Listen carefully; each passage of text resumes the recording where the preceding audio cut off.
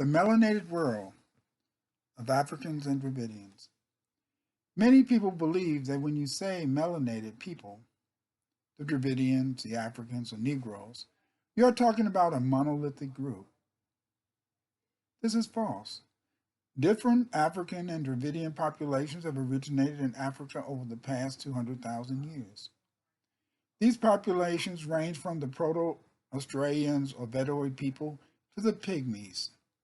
In this video, we discuss the melanated anatomically modern Africans or Negro populations that arose in Africa and migrated into Eurasia and the Americas.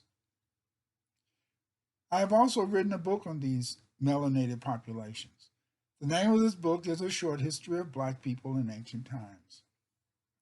A Short History of Black People in Ancient Times provides a history of the numerous Dravidian, Black, and African civilizations that existed between 60,000 BC and 1492 AD in the Americas and Eurasia. In this book, you will learn about the phylogeography of African people, Dravidian people, and the four out-of-Africa events beginning 60,000 years ago.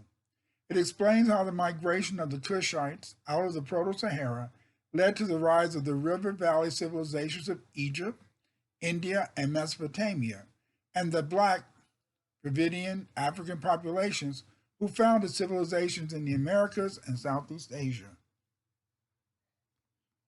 A Short History of Black People in Ancient America has an easy index that will allow you to look up and find the various ancient Black civilizations. I hope you will buy this book and enjoy this video. A Short History of Black People. Europeans have taught you a false history of Asia, Africa, and the world. The whole idea that African people only left Africa 60,000 years ago is a myth. It is just like the myth that all Negroes look alike. African people come in various shapes and sizes. All African people do not look alike. Because we do not look alike, we have spread culture in many different lands, you see. But what you learn in school is that the first population to leave Africa left Africa around 60,000 years ago. They never tell you how these people look. What we're going to do in this film is look back and review this ancient history of black people. The first population to leave Africa was the Australians. They represent the population who participated in the first out-of-Africa event. The archaic nature of the Australian population led to this population having different features from other African groups, but they are still Negroes. They have wide noses, large brows, and they also have straight hair. African people, on the other hand, are also Negroid, but they don't have straight hair like Australians. The Australian and African type, while both individuals are described as Negroes, you will note that the forehead of the Australian matches in many ways the cranium of earlier hominid forms dating back to the rise of Homo sapiens sapiens in Africa. Any physical anthropologist would note these changes, but few people, in a sense, discuss it. The second people to leave Africa were the Sand people, the Bushman people. The Sand people, or the Bushman people, had a very important role in civilization. In fact, when you look at the Bushman people, you begin to see that these people have made an important contribution to the world. These people, in a sense, are recognized as the second group to leave Africa. The Khoisan people probably represent the second African migration of Homo sapiens out of Africa. I would class these people with the Cro-Magnon and Grimaldi people of Europe. The Cro-Magnon of Grimaldi people, or Sand people, they entered Iberia around 34,000 years ago, and from there migrated across Africa into Europe, Iberia, on into Eastern Europe, and into Asia. The second group to leave Africa was the Anu people. These Anu people, or black pygmy type, may represent the Natufians who began to migrate out of Africa after 20,000 years and settled in the Levant, which was first settled by Cro-Magnon people, who early replaced the Neanderthal folk. It is these Pygmies or Natufians who represent the fourth African migration out of Africa into Eurasia. The Anu people built a fantastic civilization. The Anu people, they were the first people to build the civilizations in Egypt and Mesopotamia. These people built the ziggurats. They also built the Great Sphinx.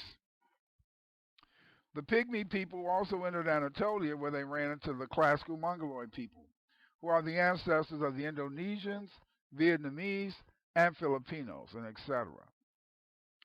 The classical Mongoloid people were probably the first people to settle in Anatolia.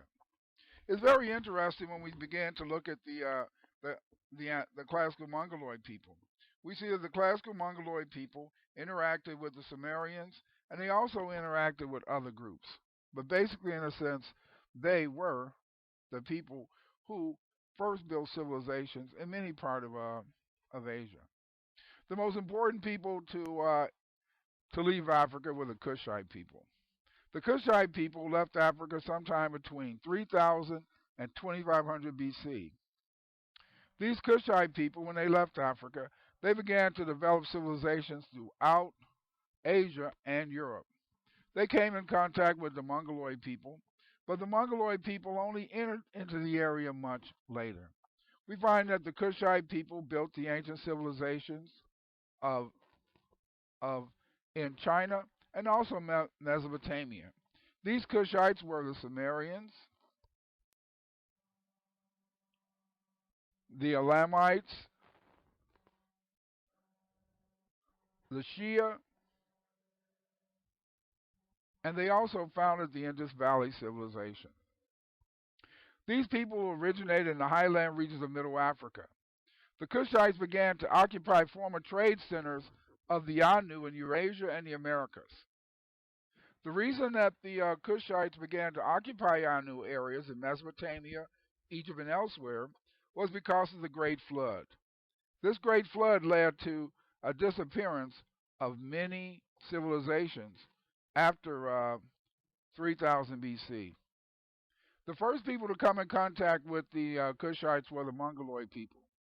The Mongoloid people successfully were able to take control of China away from the ancient Kushite people, and these Mongoloid people founded the first Mongoloid civilization in China, the civilization of the Zhao dynasty. Given this fact, we begin in a sense to see a slow migration or a push out of first Asia and then out of Central Asia into Europe and the Middle East.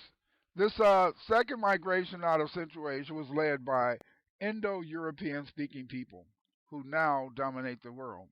The first expansion of these Indo-European people were the Sea people. So again, let me summarize.